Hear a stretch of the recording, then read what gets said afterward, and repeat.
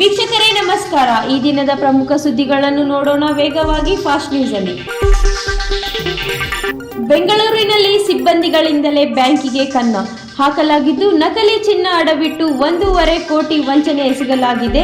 Indus end ಬ್ಯಾಂಕಿನ ಉದ್ಯೋಗಿ ನಾಗೇಶ್ ಎನ್ನುವವರು ಈ ಕೃತ್ಯ ಎಸಗಿದ್ದು, ಈತ ಗೋಲ್ಡ್ ಲೋನ್ ಅಪ್ರೂವ್ ಕೆಲಸ ಮಾಡುತ್ತಿದ್ದ. ಅಡಮಾನ ಇರುವ ಚಿನ್ನವನ್ನು ನಾಗೇಶ್ ಪರಿಶೀಲನೆ ಮಾಡುತ್ತಿದ್ದ.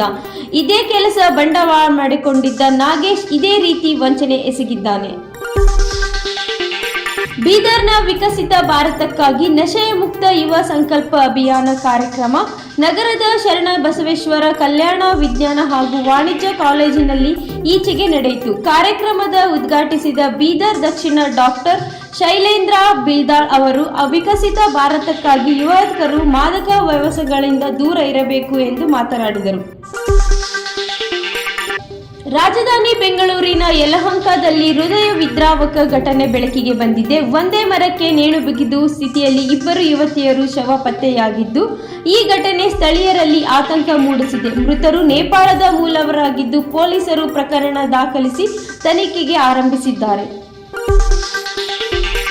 ಢಾಕಾದಲ್ಲಿ ಆಗಸ್ಟ್ 6 ಬುಧವಾರ ಸಂಜೆ ಬಾಂಗ್ಲಾದೇಶದ ಮುರಾಗು ಜಿಲ್ಲೆಯ ಬಾಂಗ್ಲಾದೇಶದ ಮಾಜಿ ನಾಯಕ ಶಕೀಬ್ ಅಲ್ ಹಸೀನ್ ಅವರ ಮನೆಯ ಮೇಲೆ ಪೆಟ್ರೋಲ್ ಬಾಂಬ್ ದಾಳಿ ನಡೆದಿದೆ. ದೆಹಲಿಯಲ್ಲಿರುವ ಶೇಖ್ ಹಸೀನಾ ಅವರು ವರ್ಚುವಲ್ ಮೂಲಕ ಮಾತನಾಡಿ, ಮಾಧ್ಯಮಗಳ ಸಂವಾದದಲ್ಲಿ ಅವರು ಭಾಗವಹಿಸುವ ಕೆಲವೇ ಗಂಟೆಗಳ ನಂತರ ಮನೆಯ ಮೇಲೆ ಪೆಟ್ರೋಲ್ ಬಾಂಬ್ ದಾಳಿ ನಡೆದಿದೆ. ಕೋಲಾರದ ಬಂದ್ ಹಿನ್ನೆಲೆಯಲ್ಲಿ ಬಂಗಾರಪೇಟೆಯಲ್ಲಿ ಕಾಂಗ್ರೆಸ್ ಹಾಗೂ ಬಿಜೆಪಿ ಮುಖಂಡರ ನಡುವೆ ತೀವ್ರ ವಾಗ್ವಾದ ನಡೆದು ಕೆಲ ಕಾಲ ಉದ್ವಿಗ್ನ ವಾತಾವರಣ ನಿರ್ಮಾಣವಾಯಿತು. ಪರಿಸ್ಥಿತಿ ಕೈಮೀರುವ ಹಂತದಲ್ಲಿ ತಲುಪುತ್ತಿದ್ದಂತೆ ಪೊಲೀಸರು ಮಧ್ಯಪ್ರವೇಶಿಸಿ ಎರಡೂ ಪಕ್ಷದ ಕಾರ್ಯಕರ್ತರನ್ನು ಚದುರಿಸಿ ಪರಿಸ್ಥಿತಿಯನ್ನು ನಿಯಂತ್ರಿಸಿದರು. ಪೋರ್ಟ್ ಆಫ್ ಸ್ಪೇನ್ನಲ್ಲಿ ನಡೆದ ವೆಸ್ಟ್ ಇಂಡೀಸ್ ವಿರುದ್ಧ 2ನೇ ಹಾಗೂ ಅಂತಿಮ ಟೆಸ್ಟ್ ಪಂದ್ಯದಲ್ಲಿ ಪಾಕಿಸ್ತಾನ ತಂಡಕ್ಕೆ 8 ವಿಕೆಟ್ಗಳ ಭರ್ಜರಿ ಜಯ ಸಾಧಿಸಿದೆ.